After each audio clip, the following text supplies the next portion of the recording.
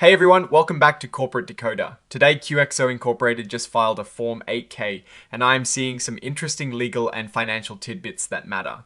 Quick note, this is not financial advice, just my take on public filings for educational purposes.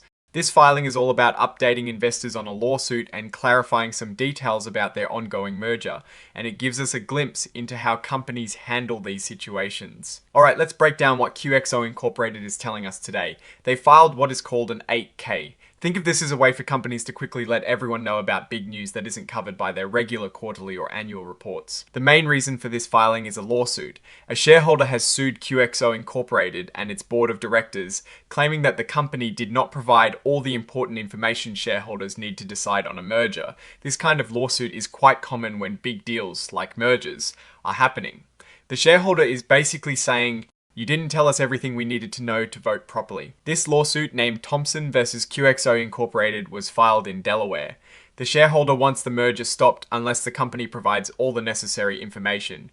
They are also asking to represent a whole group of shareholders who feel the same way, and they want the company to pay for their legal fees. On top of this lawsuit, QXO and the company they are merging with, TopBuild, have also received letters from other shareholders raising similar concerns about the information provided for the merger vote. Now, QXO and TopBuild are pushing back. They say the information they've already given out is perfectly fine and that they do not need to give out any more. However, to avoid any delays or extra costs from this legal fight, they've decided to update their previous disclosures anyway. They want to make sure the merger can go through smoothly and without any more distractions. It is important to note that they are saying this update is not an admission that they were wrong, or that more information was legally required. So what are they adding or clarifying? The biggest piece of new detail is about the financial advisor for the merger, Morgan Stanley. They've added information about the fees Morgan Stanley has received and will receive. This tells us that Morgan Stanley has already made a significant amount of money from providing financial advice and services to QXO over the last couple of years, somewhere between $85 and $110 million. They are also set to receive more fees for helping with a senior secured term loan facility and senior notes, as well as acting as a joint bookrunner and joint lead arranger. On top of that, Morgan Stanley will get paid for their work in QXO's tender offers and consent solicitations related to TopBuild's existing senior notes. They estimate these additional fees for Morgan Stanley will be between $19 and $21 million plus their expenses. It is also mentioned that Morgan Stanley is a lender under one of QXO's credit facilities.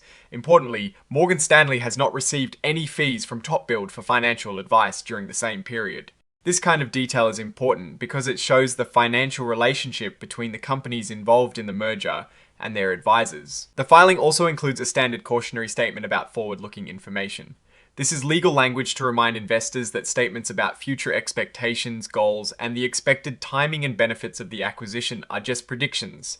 Things like achieving expected synergies or future financial performance are not guaranteed. They are based on current plans and estimates, and actual results could be very different due to many risks and uncertainties. These risks include the possibility that the acquisition might not be completed as planned, that the required shareholder approvals might not be obtained, the potential negative impact on business relationships during the pending acquisition, and the risk that the merger could be more expensive than anticipated. They also mentioned potential litigation and regulatory actions, and that the anticipated benefits might not be fully realized or could take longer than expected. Essentially, they are covering their bases by listing all the things that could go wrong. The filing re-emphasizes where investors can find more information. QXO has filed a registration statement on Form S-4 with the Securities and Exchange Commission, which contains a prospectus and also acts as a joint proxy statement for both QXO and TopBuild shareholders. This document was declared effective by the SEC, and copies have been sent to shareholders.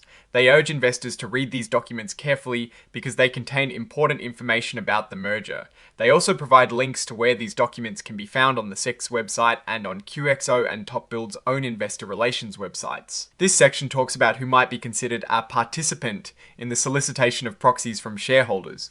Basically, it is a disclosure about QXO's and TopBuild's directors and executive officers, and any interest they might have in the merger, such as stock ownership. This is a regulatory requirement to ensure transparency about potential conflicts of interest. Finally, the report is signed by Christopher Signorello, the Chief Legal Officer of QXO Incorporated, on behalf of the company on the 22nd of June 2026. Looking at this filing, It primarily serves to address a shareholder lawsuit by providing supplemental disclosures about financial advisor fees related to the TopBuild merger. While the core business operations of QXO aren't detailed here, this filing highlights a common challenge in large M and A deals: shareholder scrutiny and litigation. The company is taking a proactive, albeit defensive, stance by adding more information to satisfy these concerns and avoid derailing the merger. It's a testament to how shareholder lawsuits, even if disputed by the company, can directly influence corporate disclosures and add layers of complexity to deal making.